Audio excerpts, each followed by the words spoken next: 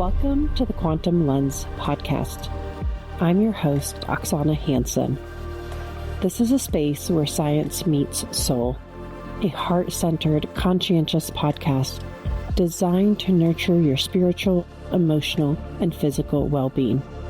Through the wisdom of quantum biology, holistic healing, and a deep self-discovery, we'll explore what it truly means to live in alignment. If you're ready to open your heart, expand your mind, you're in the right place. Okay, well, everyone, I am super excited about this talk because this talk combines two of my favorite things. It combines light and, well, I should say three, light, frequency, and water. I fell in love with water a long time ago, and I'm excited now to talk to you about how I view health through the lens of what I call our living liquid crystalline bodies. So I don't give medical advice, I just share really fun information. So for those of you who don't know me, I'm Carrie, and I got into this because of my own health challenges. About 13 years ago, now almost 14, my oldest son's almost 14, I was facing just really awful things. I was exhausted all the time to the extent that I felt like I was in a movie theater and I could fall asleep at any given moment. Yet when nighttime came, I could not get a good night's sleep. It was the worst insomnia as well. And because I didn't have energy and I couldn't sleep, other things started to go awry. So I had issues with digestion. I had issues with pain and exercise recovery. And on that journey of trying to figure out what was going on, because I was a health practitioner at the time, I had extensive training in movement, in massage therapy, with that massage therapy came traditional Chinese medicine. I also had an extensive training in clinical nutrition. And so I tried to do the best I could when it came to, let me give myself the best elimination diet or the best 5R gut health protocol. And it didn't move the needle enough. And so I thought to myself, there has to be something insanely foundational about health that I'm missing. And that's when I stumbled upon a blog post from Dr. Cruz that mentioned the words circadian rhythm. I also found a couple of other words, I heard about water and how the water in our body was different, and I found Jerry Pollack's work. I found the work of a couple of other people you're going to hear in this presentation. And being just a nerd by birth, I dove deep, and I realized that this was a missing factor in how I could support my health. And I started to apply a couple of key things, and within a matter of 3 days, my health was transformed more than it had in years of trying the allopathic plus even the functional medicine approach. And so I want to give a lot of credit to this researcher right here. This is an amazing woman who I've never met. I feel like I've met her in spirit. In fact, as my account started to grow on Instagram, you start to get DMs behind the scenes, and some of the DMs say, I can find your spiritual soulmate, or, it's like they'll give you these they'll say, contact me, and I can give you a reading to find out, And so this one woman contacted me. I typically just say no thank you, or as Brandy knows, I ignore. And this one woman approached me, and she's like, look, I'm a psychic, I'm a medium. There's this woman that's trying to contact you from the other side. And they never said that name, but the description, I'm going to tell myself it was Mei Wan Ho, because I think that she was trying to guide me in this research. But what Mei Wan Ho, she's a researcher who convinced me that our bodies are liquid crystals. And in fact, she's got a couple of great quotes that I hope by the end of this presentation you'll understand and you'll really resonate with as well. And the first is that life, and I'm going to replace life with also just optimum health, because these days I think a lot of us are living, but we're not living our optimum lives, right? So optimum health is liquid crystals playing quantum jazz. It's a fun one that can't wait to break down a little bit. And here's a slightly longer quote. It says, the organism is coherent beyond our wildest dreams. Every part is in communication with every other part through a dynamic, tunable, responsive, liquid crystalline medium that pervades the whole body, from organs and tissues to the interior of every cell. So as I started to read those quotes from Mae-Wan Ho, my brain was like, okay, well, what the heck is actually a liquid crystal? I really got to figure out what this is so I can understand it a little bit deeper. And how are humans liquid crystals? How are living creatures liquid crystals? The only experience I had with liquid crystals at the time was LCD TVs, right? You push that TV screen and like you can see distortions in the color. I knew that was some sort of liquid crystalline technology, but I had no clue how that would translate to my body. And then ultimately, what does that mean for optimizing health? Which is now the strategies that I'm going to end this presentation with are the things that I work with my clients and my community on, and they move the needle, they make a big difference. And I've been blessed to work with so many people around the world and hear that this information was new to them, they applied it, and they received a transformative health experience from it. So what's a liquid crystal? Well, we all know what a liquid is. Like we could pick up our water bottles here, swirl it around, right? We know what a liquid is, right? That's movement, it's freely moving. And if we were to talk specifically about water, we would hear that if I were to have you look at water under what I would call a molecular microscope, so like, or shrink yourself down to the layer of a water molecule. In its liquid state, those water molecules would be kind of dancing with the other liquid water molecules, but it would be random. It's like a club, right? Random. I'm going to dance with this person over here, then I'm going to dance with this person over here, and there's a lot of randomness and not a ton of structure to how those water molecules are organizing themselves. Let's look at the other end and think about water in a crystalline state. That's water as ice.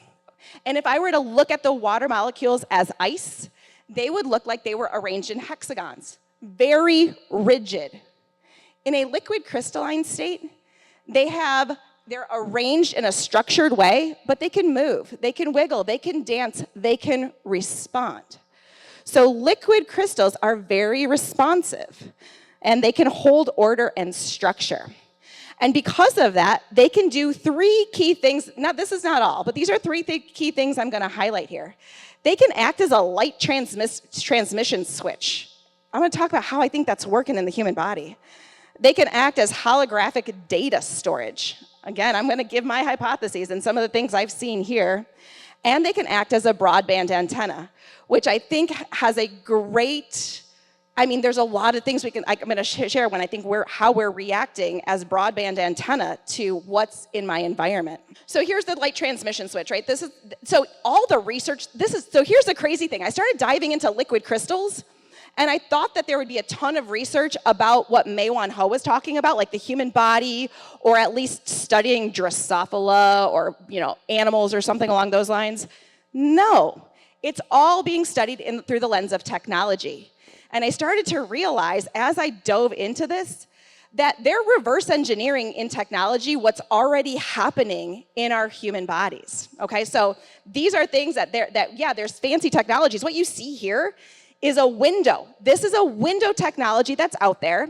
And when you have the molecules kind of organized randomly, you can block the transmission of light, right? So these are literally windows where you can have them either be dark or pass the light through. And when they're given a signal, all of a sudden, it'll pass all the light through. And that's called a phase transition, essentially. You can go from being opaque or dark to passing light through. And in the human body, phase transitions have been studied. And these phase transitions can be things like temperature, pressure, chemicals, electromagnetic fields. They can be a sound. But the coolest thing about phase transitions in the body is that it doesn't happen gradually. It's not like I have a sound applied and there's going to be a little more light passing through and then a little more light passing through. It's like, no, I have a sound and the sound reaches a critical threshold and then boom, like a laser light can then shoot through. This is happening in our human body, and this led me just to think of some really wild things. Could this be our acupuncture meridian system? Could this be how we're able to funnel light through the meridians very precisely and in response to certain stimuli, like a needle being pulled at an acupressure point? I certainly think that that's the case. So, so this is I literally looked back at my notes, right, from back in the day, and like, these are some of the questions I had. It's like, so if we can be light transmission switches in our body, is this how we're funneling light? Because we're beings of light. Is this how we can direct that light to direct physiological processes? The acupuncture system. Can light go to the DNA and change how the DNA is operating inside of my cells to either express certain genes, to turn genes on or turn genes off? And can this be how certain hormone pathways or molecules or cascades get triggered and initiate a whole pathway? Like, is this how we are responding to light in key ways? Here's so this is then us as holographic data storage. So a liquid crystal is holographic data storage. And again, had to dive into the research, right? And turns out that since the mid-90s, they've been studying liquid crystalline technology as a means of storing data way better than traditional data storage methods. So holographic was a weird word for me at first. Like, what the heck does that even mean? It basically means that inside of a medium, let's say water, every little piece knows what all the data, right? All the data is shared amongst the entire medium. And so holographic data storage, basically, it can record every single record. It has way higher capacity data storage, and it's capable of essentially reading that data and responding in parallel. Whereas you have the traditional data ones, they're linear. It's like this data point leads to this, leads to this, leads to this, leads to, okay, I get an answer. No, these are like quantum computing is what we're talking about here. We're recognizing that this is how every single cell in my body knows what every other cell is doing. It's how the little tiny tip of my finger isn't its own entity. It's actually in a coordinated effort with what's happening in my toe, with what's happening in my brain. And it's because of liquid crystals as one of the reasons why we are what Mae-Wan Ho called these coherent beings. Meaning coherence is just, can my body organize itself? Can I do my tasks? If I'm in coherence, my body says, I know what to do. I can do every task you need, and I can put you in optimum health. If I'm not in coherence, my body says, so what's going on? And that's where you're going to start to get symptoms. Symptoms are going to start to express themselves. And this is really cool work that blew my mind. I don't know if does anyone know Harvey Bigelsen or the Bigelsen brothers? Yeah, so Harvey was actually studying live blood microscopy. And so to do that, you essentially put a drop of blood on a slide. And on that slide, you blow it up under a microscope. And what you see let's see the green circle with the little circles in it. Those are red blood cells, right? And so you can essentially see by how the red blood cells are shaped or how they're stacked or pushed apart, you can read live blood and you can determine a lot about the health of someone's body. So as Harvey was reading people's blood, though, random images would appear. And I don't know if you can see the one that kind of looks like a femur bone right there, but he would find literally images in the blood would pop up to him. So, for example, there was an image of a femur bone in the blood of one of his patients. And he said, did you ever have any issue, like a leg injury? And she said, oh yeah, I broke my leg in a car accident a couple of years ago. And it showed a fractured femur in her blood. Another one, it showed an image of a brain. And he was like, do you have anything going on with your brain? Oh yeah, I was diagnosed with a brain tumor last year, right? Like pancreas, this person had diabetes, like you name it, like it was appearing in the blood. So blood is a liquid crystalline medium. It is recording every aspect of our health, and that was how it was showing it to Harvey. It's very cool to understand that we are not taught how amazing our bodies are, and our body is trying to communicate with the entire body about how to bring ourselves back into homeostasis. Another experience I had of what I would call this data storage in the body, especially in the liquid crystalline water, and have you ever had a massage, right? And then a massage therapist finds a knot, or have you ever felt a knot in your neck? That's really dense connective tissue. And I'm going to talk in a second about how connective tissue is liquid crystalline. But my modality as a massage therapist was acupressure. And so I would work and I would talk to the client's body. This should have given me, this was 20 years ago, this should have given me a hint that there was more to the story than I realized. But I found myself as I was giving massage, talking to the client's body in my head to find a knot and say, does that pressure feel good? And I wasn't saying this out loud, and I would hear, no, angle it slightly. And so I would move and I'd angle it, and then all of a sudden the client would be like, oh yeah, that's way better pressure, or a way better point. And then I would sink in for a little while, and then I would ask, and in my brain I'd say, is there anything else I could do? And they would say, well, you gotta move to the right a little, and I would shift to the right. And the client would say, oh yeah, that's where it's moving, that's where it's tracking. And I remember distinctly a couple of clients, but I'll tell one story in particular where I was talking with the client's body and I was holding a point on them for a while. And if you've ever held an acupressure point, it feels like a rock at first, right? Like it's physical body tissue that feels so dense, like it's completely solid. But if you hold it for long enough, and typically that length of time is about 2 to 5 minutes, it will soften, almost turn immediately to like gel, and my thumb will sink in a little bit deeper.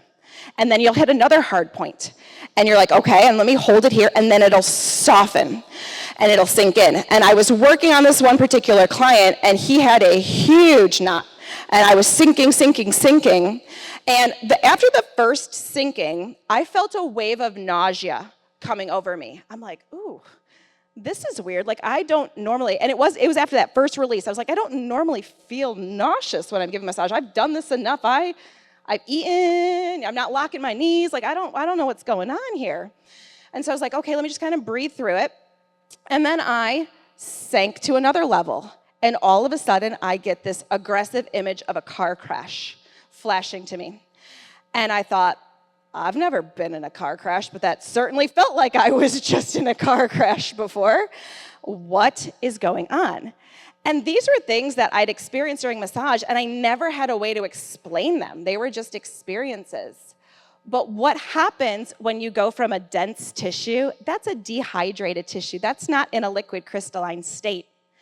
All of a sudden, you apply enough pressure, the hydration goes back into that knot. That's liquid crystallinity reestablishing itself. And my thumb would sink in. And it was in that moment where the liquid crystal would reestablish itself that I would get these feelings or these flashes. And so again, this liquid crystalline body and tending to it really can make a huge difference. So does this explain, so this was where I was like, okay, does this explain the quantum coherence about how all the body parts know what's going on at the same time? Is this what happened with my clients when I felt their memories, or the nausea, what I turned out after I talked with that client? He had surgery after that car accident. And that surgery, and I said, well, did they have to put you under anesthesia? And he said, yeah, and it always makes me so nauseous. I was out of it for days. So it's fascinating. Is this how things like transgenerational trauma can get passed down one way? And is this one way? Because I don't think our memories are just stored in our physical body in any capacities, but is this one way that we hold on to memories? Or in a pathological dense tissue, am I holding on to a memory that needs to be released? Because the memory itself isn't perhaps bad.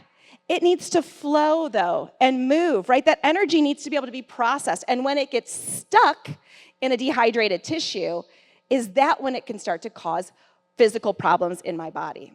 I certainly think so. So now, liquid crystals as broadband antenna, right? Again, go figure, the technology already figured that out, right? They already figured out that there are ways that you can use liquid crystals to essentially be these tunable broadband antenna, to pick up all sorts of frequency information. And so one of my favorite books, if you've never read it, it's Dancing with Water, 2nd edition. And this is a quote from that book. It's called, "Liquid crystals can detect, switch, store, modulate, filter, rectify, and amplify energy." Meaning, we are antenna for everything. And if we're antenna for everything, we're not just taking that information, we can process that information. And I think there's a lot of things, for example, how we spent the first 7 years of our life that can dictate how we process and rectify and filter and amplify that energy. And so I thought to myself, okay, if I'm processing energy, right, Has anyone ever had the experience of walking into a room and you get goosebumps, either good or bad, but you've never had those goosebumps, like you don't know why, right? You've never been there, but all of a sudden it's like, ooh, I get goosebumps. Like, our liquid crystals are our sixth sense, right? They're sharing with us. They're saying, oh, there's a frequency, there's an energy in here that's either great and we want to be a part of it, like, yes, excited goosebumps, or like, no, this is kind of freaking me out. I got to get out of here goosebumps. My brother and I decided, I have a cottage up in northern Michigan, and my kids, we like to hike, we like to be outdoors, and we wanted to try to hike a new path that we'd never been to before. And I got there, and my brother, and my kids, and we're walking out there. My brother loves the woods, and I get there, and I'm like, okay, this feels very, very weird. And so I thought to myself, okay, it's just in your head, like, let's keep walking. I took 4 steps onto the trail, and I got the worst goosebumps, and the biggest red flag energy came to me. And I said, sorry, guys, we got to pack up, and we got to leave right now. And my brother was like, what's going on? I'm like, there is a horrible energy here. We cannot stay. So we drove, but as we drove, we could go in one way and we go out the other way. And we saw a bunch of what looked like abandoned cars that had been there for quite some time. I never heard a story behind that, but it appeared to me as though there was not good things happening at that place. And I'm grateful that my antenna went off and I was able to potentially deter us from something that could have been harmful. So as antenna, is this how my thoughts and my emotions can I pull those frequencies into my body, and that can affect my cellular function? Does this explain intuition? Is this how we can tap into the Akashic records? Does this explain why cells can be harmed by non-native EMFs? Is this how I can adapt and respond to things in my environment that are beyond my 5 senses? It certainly appears that this is at play. So how are we liquid crystals? Here's another researcher who I love. If you've never heard of him, he's one of the easiest people to listen to and learn from. His name is Jim Oshman.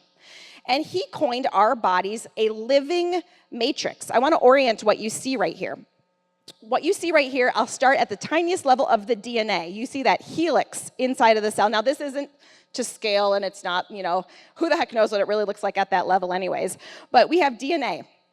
And then kind of connecting all the DNA in our cell, we have what's called a nuclear matrix. It's like a web of physical tissue. And then we have a nucleus that surrounds the DNA. And then inside of the cell itself, we have something called the cytoskeleton. It's, again, a web architecture inside of the cell. Surrounding the cell, we've got a membrane. Surrounding the membrane of the cell, we've got an extracellular matrix. And it can get bigger and bigger to broader bands of what we call connective tissue. So you can maybe palpate the one that's on the side of your leg, your iliotibial band, or there's a big column of fascia along your low back, right? That's all considered connective tissue. And it turns out that our connective tissue, every single bit that I described there, is structured as a liquid crystal. But it goes beyond that, because it's not just the physical tissue itself that's structured as a liquid crystal, it's the water that surrounds it that also has liquid crystallinity. Essentially, it's another fractal. It's a smaller version, if you will, of our bigger liquid crystalline physical body parts. And to this, I owe I owe so much to this man right here. His name is Jerry Pollack. He is a beautiful, amazing person, and the researcher who figured out, I won't say he's alone figured out, but he really made it popularized that the water inside of our bodies is not like that water you see in your glass right there. It's organized into a liquid crystal, and you see that liquid crystal organization. So if I orient you to the top, you see the O and the 2 H's. That's one water molecule. And then if you look to where it says liquid water, you see that's where they're doing their random dance, right? They're dancing all over the place. There's not a ton of organization there. But what Jerry found was that inside of the body, it's likely, now there's controversy as to the exact structure of the water, so I'm not saying that this is it, but there's no doubt that the water inside of our physical tissues is structured. is a liquid crystal. So not only do I literally have every single piece of my body, from all of my cells, my connective tissue, inside of my cells, all the way down to my DNA, those are liquid crystalline. But now we have the water that surrounds it as well. And if I were to line up all the molecules in my body, and I would figure out that 99 out of every 100 of them was water. Meaning we're just big, gigantic liquid crystals. We're doing those things that I alluded to before. So what does this mean for optimizing our health? I want to show this picture really quickly. This was on Mae Wan Ho's first book that I ever read. Her book was called The Rainbow and the Worm. And what she found was that through her research, she looked at, that's a fruit fly larva, little fruit fly worm, right before it becomes the little flapping version. And what she found was that it was actually creating a rainbow, and it would wiggle and it would change the way it was organizing and projecting a rainbow. And only if water is ordered and structured can light bend and move and organize itself just like that. So it turns out all the way from a Drosophila larva to us, we are living liquid crystals. I'm not going to go into all these. I highly encourage, if you want to chat about this, let's chat at some point today or tomorrow. Feel free to take a picture. But I began to realize that there were things that would diminish that structured water or harm my connective tissue or harm the mitochondria's ability to make water in the first place. And there were things that I could add into my life that would benefit that structured water that Jerry calls easy water, that would support my connective tissue, and that would help my mitochondria replenish the water inside of my cells. And so these things are things that I have incorporated in clinical practice, in my own life as well, in the life of my family, and it has made an amazing difference, a tremendous difference in health. I truly believe I'm the thriving version of myself, whereas 14 years ago, there's not even a chance that I could have said that. And then lastly, at the way bottom, because we are these antennae, please just be aware of the information that you surround yourself with. I used to want to know what was going on in the news all over, news here, news there, and then I started to realize, I realized that the news lied a lot, but then I also started to realize that my body, that wasn't serving my body, right? It was putting me into a continuous state of fight or flight because of what was being shared. And so I chose to surround myself with nature, authentic people, joyful things. And that's been an amazing added layer to this whole piece of our liquid crystalline bodies. So with that, I want to thank you, and I look forward to chatting with you. Thank you for tuning in to the Quantum Lens podcast. I hope this episode brought you insight, inspiration, and a deeper connection to your journey. If you've loved what you heard, be sure to subscribe, leave a review, and share it with someone who needs to hear this message. Let's keep this conversation going. And until next time, keep aligning, expanding, and embrace the magic of who you are.